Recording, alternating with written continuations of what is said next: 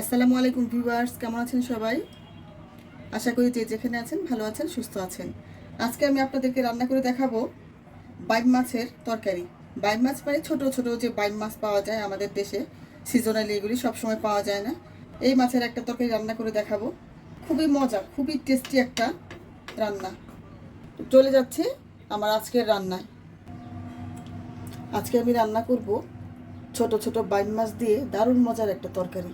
এই মাছগুলি কিন্তু আমাদের দেশি মাছ এবং সিজনাল মাছ, সব সময় কিন্তু পাওয়া যায় না।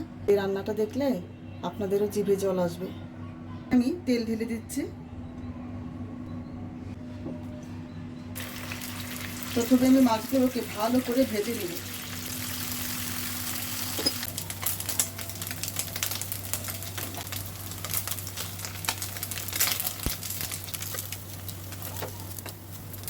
আর মাছ ভাজার যে তেলটা এখানে আছে, এই তেল দিয়ে আমি তরকারিটা রান্না করব। কিছু আলু কুচি দিয়ে দিলাম। আলুগুলোকে আমি এখন ভেজে নিব।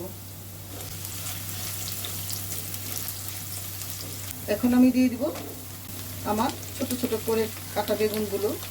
এই তেলের মধ্যে আমি বেগুনগুলো ভেজে নেব। একটু লবণ দিব। এখন দিয়ে দিব বেশ কিছু পেঁয়াজ। এখানে প্রায় 1 বাটি পেঁয়াজের মতো হবে। দিয়ে দিলাম কিছু কাঁচামরিচ কুচি। আর একটু ভেজে নিব। এখন আমরা দিয়ে দিব 1/2 চা চামচ আদা রসুনের পেস্ট। দিয়ে দিলাম 1/2 চা চামচ জিরে গুঁড়ো। দিয়ে দিলাম 1 চা চামচ হলুদ, মরিচ ও ধনিয়ার গুঁড়ো।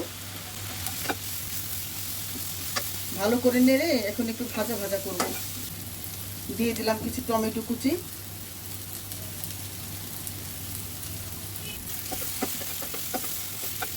একটু ঢেকে দেব।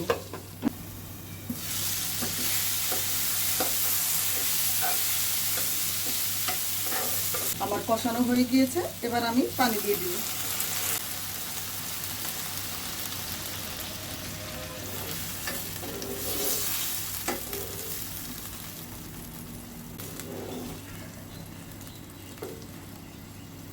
একটু লবণ দিয়ে দিলাম। আপনারা লবণটা দিবেন আপনাদের স্বাদ মতো।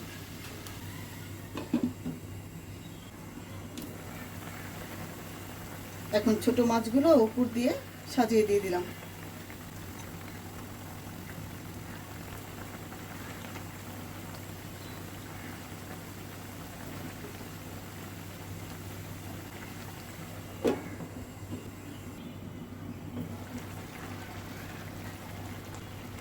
এখন আমি দিয়ে দিলাম কিছু ধনেপাতা কুচি।